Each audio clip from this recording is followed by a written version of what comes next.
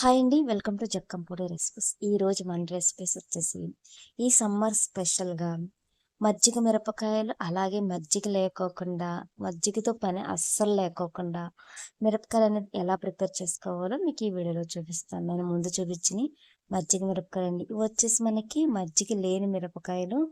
2 కూడా టేస్ట్ అనేది సేమ్ ఉంటుంది. కలర్ గానీ, సంవత్సరం వరకు నిల్వ గానీ 2 సేమ్ ఉంటాయన్నమాట. ఈ రెండిటిని కూడా ఎలా ప్రిపేర్ చేసుకోవాలి, సంవత్సరం వరకు నిలవ ఉండాలంటే చిన్న టిప్తో మీరు పెట్టారంటే సంవత్సరం వరకు మనకి మెత్తబడవు, పురుగు రాదు, చాలా టేస్టీగా ఉంటాయి. మీరు పప్పుచారైనా, మజ్జిగలో అయినా సరే, పచ్చట్లో అయినా, ఎందులో అయినా సరే ఈజీగా లాగించేయచ్చు. ఇప్పుడు ఈ మజ్జిగ మిరపకాయలని, మజ్జిగ లేని మిరపకాయలను కూడా ఎలా చేసుకోవాలి ఏంటనేది ఇప్పుడు మీకు ఈ వీడియోలో చూపిస్తాను. లాస్ట్ వరకు స్కిప్ చేయకుండా వీడియో మొత్తం చూసింది. ఇంకా చూడండి, మిరపకాయ చూసారా ఎంత గుల్లగా వచ్చిందో. ముందుగా మజ్జిగ అస్సలు అవసరం లేకోకుండా ఈ సన్న పచ్చిమిర్చితో మజ్జిగ మిరపకాయలను ఎలా చేసుకోవాలో మీకు ఇప్పుడు చూపిస్తాను. ముందుగా ఈ మిర్చి తీసుకొని శుభ్రంగా కడిగిన తర్వాత తడి లేకోకుండా తుడిచేసి ఇలా ఘాట్లు పెట్టేయండి. చూడండి, నేను ఇందులో ఉన్న గింజలు కూడా తీయడం లేదండి.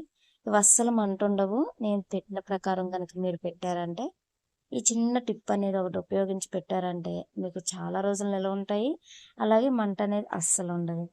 ఈ పచ్చిమిర్చి మొత్తాన్ని కూడా ఇలాగే చీల్చేసుకొని ఒక ప్లేట్లోకి తీసేసుకోండి. ఇవ్వండి, అన్నిటినీ కూడా నేను ఇలాగే చీల్చుకున్నాను.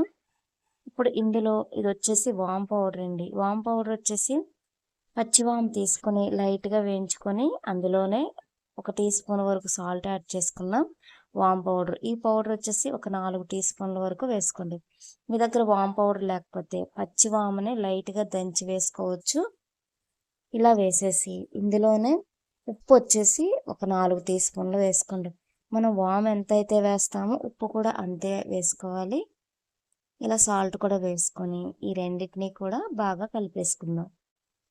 ఈ పచ్చిమిర్చి మొత్తానికి కూడా వాము, ఉప్పు అనేది చక్కగా పట్టాలి. అప్పుడే మనకి ఇందులో ఉన్న ఘాటు మొత్తం కూడా పోతుందన్నమాట. మీకు ఏమీ తోచినప్పుడు కూడా ఇలా చల్లమిర్చిని వేయించుకొని తినేస్తారు, అంత రుచిగా ఉంటాయండి.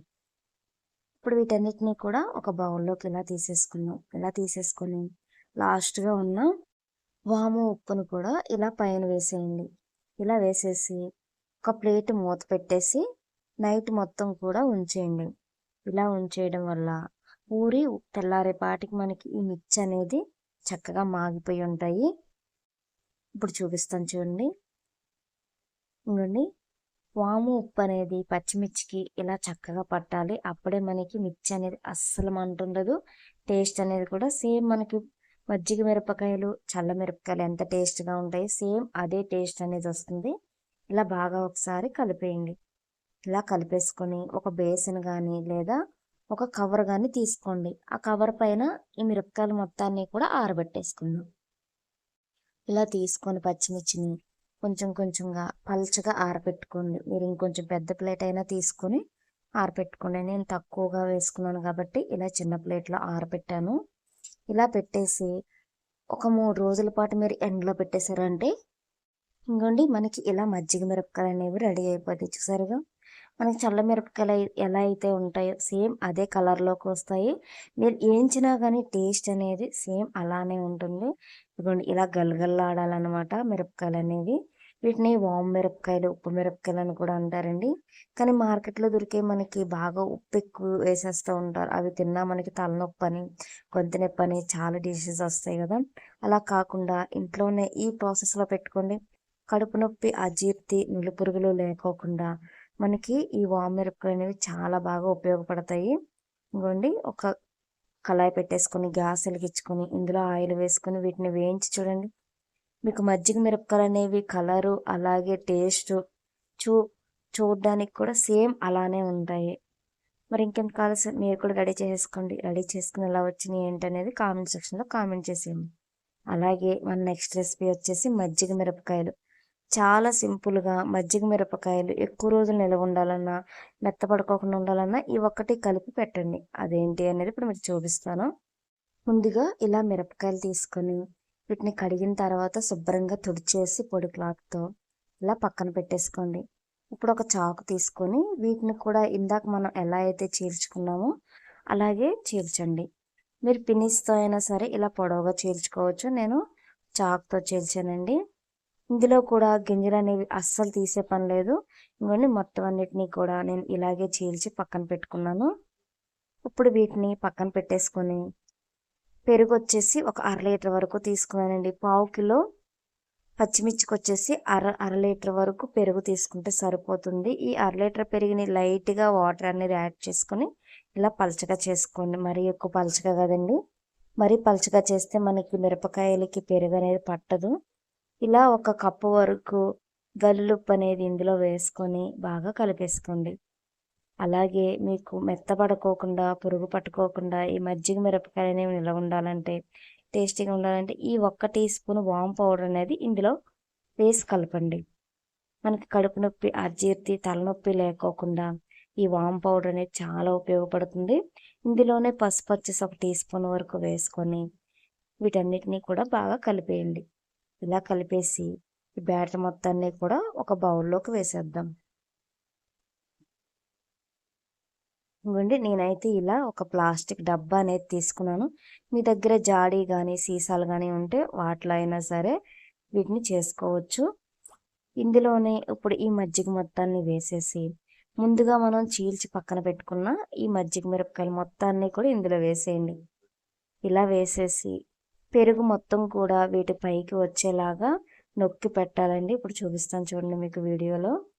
ఇవ్వండి చేత్తో ఇలా నొక్కి పెట్టారంటే పెరుగు మొత్తం కూడా పైకొస్తుంది. మిరపకాయలకి ఈ మజ్జిగ పట్టి మనకి అందులో ఉన్న కారం అనేది పోయి టేస్ట్ అనేది చాలా బాగుంటుంది. ఇలా పెట్టేసిన తర్వాత మూత పెట్టేసి ఒక పక్కన పెట్టేసుకోండి. ఓవర్ నైట్ అలా ఉంచేసిన తర్వాత ఉదయాన్నే మనకి ఇదిగోండి ఇలా ఉంటాయి అన్నమాట మిరపకాయలు అనేవి.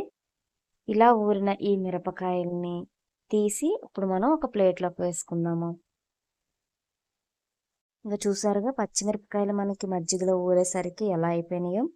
ఇప్పుడు వీటిని ఒక ప్లేట్ తీసుకొని ఇలా పలచగా ఆరబెట్టుకోండి. మజ్జిగ అనేది అస్సలు రాకూడదండి.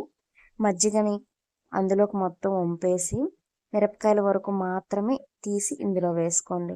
పిండొద్దండి, మామూలుగా పట్టుకుంటే మజ్జిగ అనేది అందులో కారిపోతుంది. ఇది గుర్తుంచుకోవాల్సిన విషయం.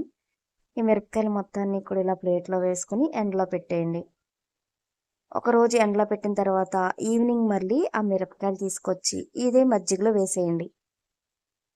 ఇలా వేసేసి మరలా ఉదయం మళ్ళీ తీసి ఈ మిరపకాయలు ఆరబెట్టుకోండి. అలా మజ్జిగ అయిపోయేంత వరకు కూడా మీరు ఈ ప్రాసెస్ని చేయాలి. మినిమం మనకి 3 రోజులు అనేది పడుతుంది. మూడో రోజు మొత్తం మజ్జిగ అంతా పీల్చేస్తాయి అనమాట. ఇలాగ లాస్ట్గా ఇక మొత్తం కూడా ఇలా ఆరబెట్టేసుకొని మిరపకాయలు అనేవి ఇదిగోండి ఇలాగా తెల్లబడతాయి అన్నమాట. మజ్జిగ మొత్తం పట్టి ఇలా గల్గల్ అంటాయి చూడండి. పెరుగంతా పట్టి మనకి ఇలా తెల్లగా ఉంటే వాటిని మజ్జిగ మిరపకాయలు, చల్ల మిరపకాయలు అంటారు. మనకు బయట మార్కెట్లో దొరికే మిరపకాయలు అంత మంచివి కాదండి. అవి ఉప్పు మిరపకాయలు. అవి తినటం వల్ల తలనొప్పి అనేది కూడా వస్తుంది.